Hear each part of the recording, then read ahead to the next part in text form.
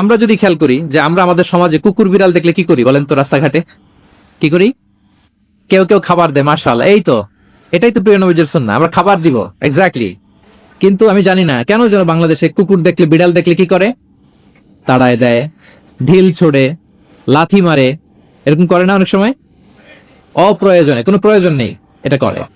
ও সবচেয়ে মজার ব্যাপার হচ্ছে মাঝে মাঝে দেখা যায় যে জোড়া লাগা কুকুর যদি দেখা যায়, যে একসাথে দুটো কুকুর, তাদের প্রজননের কারণে তাদের একটা বিশেষ ঋতুতে বিশেষ সময়ে তাদেরকে এটা করতে হয়, এক অদ্ভুত কারণে মানুষ মানে ক্ষিপ্ত হয়ে ওঠে তাদের প্রতি। কিন্তু আমাদের তো মানবিক হওয়া উচিত ছিল, কি বলেন? আশরাফুল মাখলুকাত বলে আমরা নিজেদেরকে দাবি করি। আমাদের কি করা উচিত ছিল? ইগনোর করা উচিত ছিল, let them do there job, overlook করার দরকার ছিল। কিন্তু কোনো এক অদৃশ্য কারণে আমরা এরকম দৃশ্য দেখলে হিংস্র হয়ে উঠি, লাঠি দিয়ে মারি, ওখানে মানুষ জড়ো হই। কিন্তু তাদের একটা সফল প্রজননের জন্য, বংশবিস্তারের জন্য এটা প্রয়োজন। আমরা যেন এই কাজটা না করি, এরকম নির্মম যেন আমরা কখনো না হই। কারণ প্রাণীদের প্রতি দয়া দেখানো এটা ছোটখাটো কোনো ব্যাপার নয়। এটাই আপনার জান্নাতের কারণ হতে পারে, এটাই আপনার জাহান্নামের কারণ হয়ে যেতে পারে। আল্লাহ রাসূল সাল্লাল্লাহু আলাইহি ওয়াসাল্লাম বলেন, মান লা ইয়ারহাম লা ইউরহাম। যে ব্যক্তি অন্যকে দয়া দেখায় না, আল্লাহ তাআলা তার প্রতি দয়া দেখায় না। ইরহাম মান ফিল আরদ ইয়ারহামুকুম মান ফিস সামা।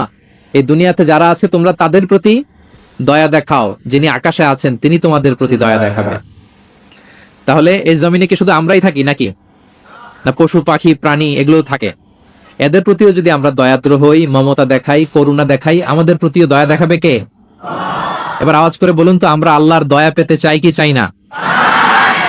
সবাই চাই। তাহলে প্রাণীদের প্রতি কখনো আমরা যেন নির্মম না হই, অমানবিক না হই, আমরা যেন মানবিক হই। আমরা অনেক উন্নত দেশে দেখি যে হাইওয়েতে একটা সাপ যাচ্ছে, এই সাপ দেখে একটা গাড়ি থেমে গিয়েছে, স্টপ, তার পেছনে পেছনে শত শত গাড়ি স্টপ। তারা বন বিভাগে নক দেয়, স্থানীয় পুলিশকে ফোন দেয়, তারা এসে সাপটাকে উদ্ধার করে এরপরে গাড়িগুলো চলতে শুরু করে। একটা ভিডিও ক্লিপস আমি এমনও দেখেছি যে একটা হাঁস তার বাচ্চাগুলোকে নিয়ে হাইওয়ে পার হচ্ছে। হাঁস তো খুব আস্তে আস্তে হাঁটে, একেবারে পিপিলিকার মতো একটু একটু করে হাঁসের বাচ্চাগুলো যাচ্ছে, শত শত গাড়ি at the middle of the highway stop. আল্লাহু আকবার। কিন্তু বাংলাদেশে দেখবেন যে রাস্তা দিয়ে সাপ যায় না, কুকুর যায় না, বিড়াল যায়, কোনো কেয়ার নাই, একেবারে ড্যাম কেয়ার। যে প্রাণীদের প্রতি দয়া দেখায় না, আল্লাহ তাআলা তার প্রতি দয়া দেখান না।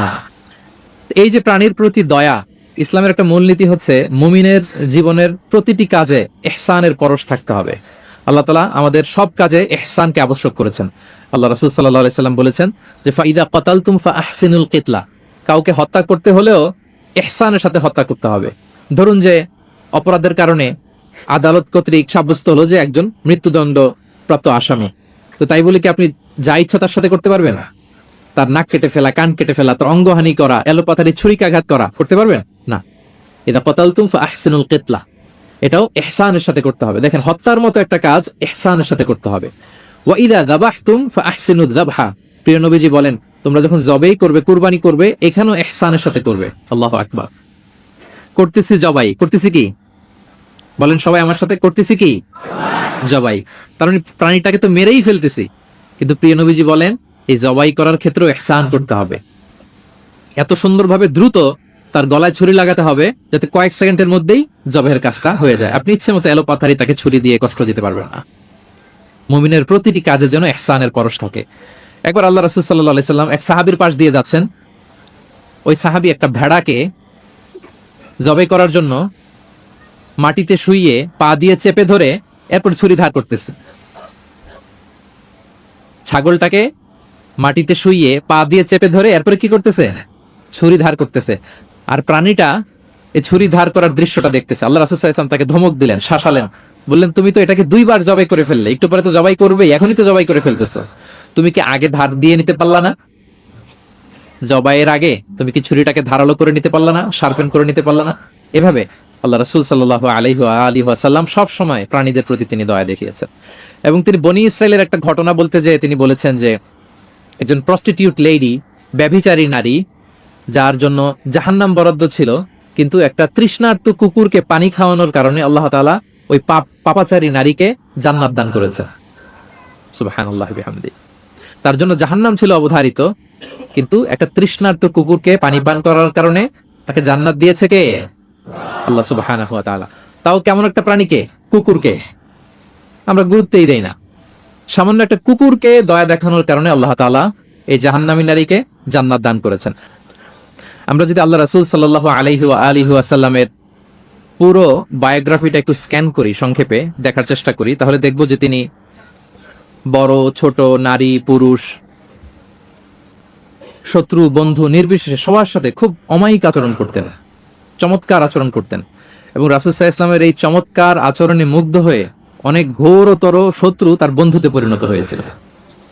সুবহানাল্লাহি বিহামদি। এবং এত ভালো আচরণের অধিকারী ব্যক্তিত্ব হয়েও তিনি আল্লাহর কাছে দোয়া করতেন যে আল্লাহ, আপনি আমার দেহটাকে, আমার দেহ সৌষ্ঠব, আমার দৈহিক অবয়ব যেরকম সুন্দর করেছেন, আমার চরিত্রটাকে, আমার আচরণটাকেও আল্লাহ আপনি সুন্দর করে দিন। এত সুন্দর আচরণের অধিকারী হওয়ার পরেও তিনি বলতেন আল্লাহুম্মা হাসসানতা খালকি ফাহাসসিন খুলুকি, মানে হে আল্লাহ, আপনি আমাকে দেখতে যেরকম সুন্দর বানিয়েছেন, আল্লাহ রাসূল সাল্লাল্লাহু আলাইহি ওয়াসাল্লামের চেয়েও দেখতে সুন্দর কোনো মহাপুরুষ কি পৃথিবীতে এসেছিল? এত সুন্দর মানুষ হওয়া সত্ত্বেও তিনি আল্লাহর কাছে দোয়া করতেন, আল্লাহ, আমি দেখতে যেমন সুন্দর, আমার আচরণটাও যেন তেমন সুন্দর হয়। আপনারা আয়নার সামনে দাঁড়ালে এই দোয়াটা পড়েন? আয়নার সামনে দাঁড়িয়ে এই দোয়াটা পড়তে হয় যে আল্লাহুম্মা হাসসানতা খালকি ফাহাসসিন খুলুকি, আল্লাহ আমাকে দেখতে যেরকম সুন্দর বানিয়েছেন, আমার আচরণটাও আপনি সুন্দর করে দিন। এবং আল্লাহ রাসূল সাল্লাল্লাহু আলাইহি সাল্লাম তিনি ইরশাদ করেছেন, দুটি জিনিস মানুষকে সবচাইতে বেশি আল্লাহর জান্নাতে প্রবেশ করাবে। একটি হচ্ছে তাকওয়াল্লাহ, আল্লাহর ভয়, আর একটি হচ্ছে হুসনুল খুলুক, সুন্দর আচরণ। রিপিট, আমি আবারও বলছি, দুটি জিনিস মানুষকে সবচাইতে বেশি আল্লাহর জান্নাতে প্রবেশ করায়। একটি হচ্ছে আল্লাহর ভয়, তাকওয়াল্লাহ, আর একটি হচ্ছে সুন্দর আচরণ, হুসনুল খুলুক।